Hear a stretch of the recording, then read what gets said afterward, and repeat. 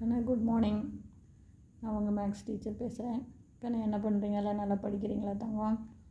சரி கண்ணா, இன்றைக்கி நம்ம டுவெல்த்தில் செகண்ட் சாப்டர் காம்ப்ளெக்ஸ் நம்பர் தான் பார்க்க போகிறோம். காம்ப்ளெக்ஸ் நம்பரில் லாஸ்ட் எக்ஸசைஸ் வந்துட்டோம் ராஜா 2.8. அப்போ அதுக்கான ஃபார்முலா சொல்லிடுறேன். உங்களுக்கு ஆல்ரெடி நான் சொல்லியிருக்கேன் cube root of unity. Cube root of unity என்னென்ன? 1 ஒமேகா ஒமேகா ஸ்கொயர்டு. இந்த 1 ஒமேகா ஒமேகா ஸ்கொயரில் 2 ஃபார்முலா இருக்குது. 1 plus omega plus omega squared equal to 0. Sum of the root 0. அப்புறம் omega cube product of the root 1. இதுதான் cube root சாமி. நல்லா பார்த்துக்கோ. Cube root of unity 1 omega omega square. இதை add பண்ணால் 0. Omega cube 1 multiple பண்ணால் 1. இது சம் ஆஃப் த ரூட்டு, இது ப்ராடக்ட் ஆஃப் த ரூட். அவ்வளோதான். சம் ஆஃப் த ரூட்டு 0, இந்த ப்ராடக்ட் ஆஃப் த ரூட்டு 1. இந்த ஃபார்முலாவை பயன்படுத்தி நம்ம 2-3 கணக்கு போடுவோம். இதில் ஒமேகாவுடைய வேல்யூ நான் முன்னாடி சொல்லி தந்தேன் அந்த எக்ஸாம்பிளில். -1 plus I√3 divided by 2. Omega squared -1 minus I√3 divided by 2. இது ஒன்றுக்கு ஒன்று காஞ்சிகேட்டாக தான் இருக்கும். நல்லா பார்த்துங்க. இங்கே ப்ளஸ்ஸு, இங்கே மைனஸ். இந்த ஃபார்முலாலாம் ரொம்ப முக்கியம். இதை பயன்படுத்தி கணக்கு போடுவோம். இது ஒன் வேர்டுலேயும் உங்களுக்கு கேட்பாங்க. பார்த்துங்க. ஒமேகா அப்படின்னா -1 plus I√3 divided by 2. Omega squared -1 minus I√3 divided by 2. இப்போ இன்றைக்கி நம்ம பார்க்க போகிறதுக்கு என்ன பாருங்கள், எக்ஸசைஸ் 2.8. அதில் ஃபஸ்ட்டு சம்மு.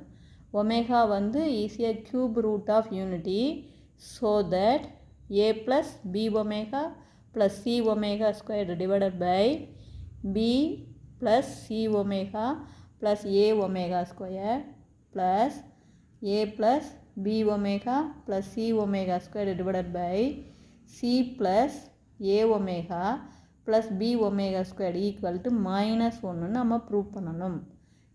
இதனுடைய வேல்யூ -1 அப்படின்னு ப்ரூவ் பண்ணணும். இப்போ நல்லா கவனமாக பாருங்கள். நியூமரேட்டரையும் டினாமினேட்டரையும் கம்பேர் பண்ணி பாருங்கள். இங்கே பியோட ஒமேகா இருக்குது, இங்கே பி மட்டும் இருக்குது. அப்போ ஒமேகா 10. அப்போ ஒமேகா 10 அப்படிங்கும்போது நம்ம என்ன பண்ணணும் அப்படின்னா ஜஸ்ட்டு ஒரு குழு தான். அப்போ நியூமரேட்டரையும் ஒமேகாவில் மல்டிபிள் பண்ணுற, டினாமினேட்டரையும் ஒமேகாவில் மல்டிபிள் பண்ணுற, இவ்வளோ தான். அதாவது போத் நியூமரேட்டர் அண்டு டினாமினேட்டரை ஒமேகாவால் மல்டிபிள் பண்ணுறோம். அப்போ நியூமரேட்டரில் இருக்கிற ஒமேகாவை வெளியே வச்சுக்கோ, அது ப்ராக்கெட் போட்டுக்கோ. டினாமினேட்டரில் பெருக்கிற ஒமேகாவை உள்ளே பெருக்கிக்கிங்க. மொதல் ஸ்டெப்பு கண்ணு ஃபஸ்ட்டு இந்த டேர்மை நியூமரேட்டரையும் டினாமினேட்டரையும் ஒமேகாவால் பெருக்குங்க. மேலே ஒமேகாவை வெளியவே வச்சுக்கிங்க, உள்ளே பெருக்காதீங்க. கீழே ஒமேகாவை உள்ளே பெருக்கும். உள்ளே பெருக்கும்போது b omega plus c omega square plus a omega cube. அது பாருங்கள், நல்லா ஞாபகம் வச்சுக்கிங்க. இது கரெக்டாக b ஒமேகா வரும் பாருங்கள், c ஒமேகா ஸ்கொயர் வரும் பாருங்கள், a ஒமேகா க்யூபு. நமக்கு ஒமேகா க்யூபுடைய ஃபார்முலா ஜஸ்ட் இப்போ தான் சொன்னேன் 1. அப்போ இது 1 ஆகி போயிடும். அப்போ அதே a தான் வரும். அப்போ போத் நியூமரேட்டரும் டினாமினேட்டரும் சேம் ஆயிரும், கேன்சல் பண்ணிடலாம். அப்போ மீதி ஒமேகா மட்டும்தான் ஃபஸ்ட்டு டேர்மில் இருக்கும். இது புரியுதா சாமி? நான் மொதல் டேர்ம் மட்டும்தான் சொல்லிட்டு வரேன். சிமிலர்லி செகண்ட் டேர்ம் பாருங்கள்.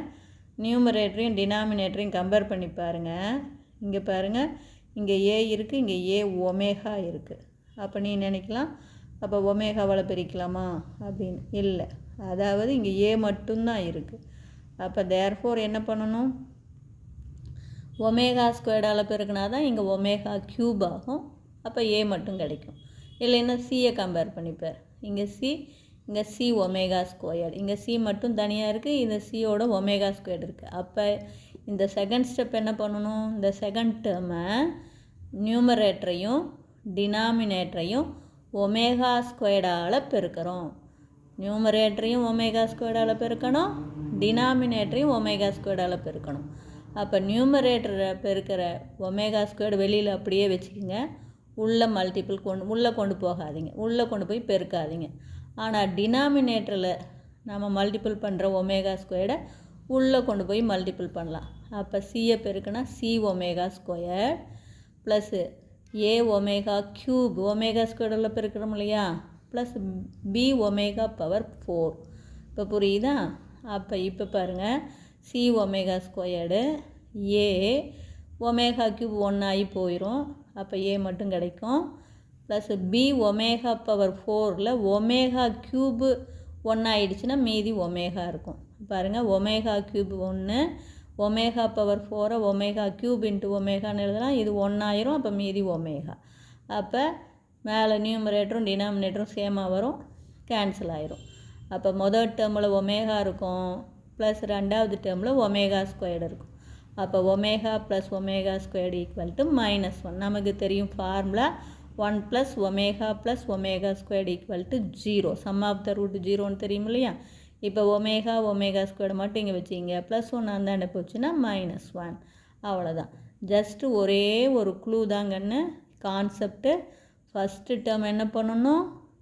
ஒமேகாவால் பெருக்கணும். மேலேயும் ஒமேகாவால் மல்டிபிள் பண்ணணும், டினாமினேட்டரையும் ஒமேகாவால் மல்டிபிள் பண்ணணும். செகண்ட் டேர்மு மேலேயும் ஒமேகா ஸ்கொயர்டால் மல்டிபிள் பண்ணணும், கீழேயும் ஒமேகா ஸ்கொயர்டால் மல்டிபிள் பண்ணணும். இவ்வளவு தான். மேலே மல்டிபிள் பண்ணுற ஒமேகாவை உள்ளே கொண்டு போய் பெருக்க வேண்டாம், டினாமினேட்டரை மல்டிபிள் பண்ணுற ஒமேகாவை உள்ளே கொண்டு போய் பெருக்கலாம். அதே மாதிரி செகண்ட் டேர்மும் நியூமரேட்டரை மல்டிபிள் பண்ணுற ஒமேகா ஸ்கொயர்டை வெளியவே வச்சுக்குங்க, உள்ளே கொண்டு போய் பெருக்காதீங்க. டினாமினேட்டரை மல்டிபிள் பண்ணுற ஒமேகா ஸ்கொயர்டை உள்ளே கொண்டு போய் பெருக்குங்க. அப்போ கேன்சல் ஆயிரும். நமக்கு மீதி ஒமேகா ப்ளஸ் ஒமேகா ஸ்கொயர்டு தான் இருக்கும். அப்போ ஆன்சர் -1. இது புரியுதா தங்கம்?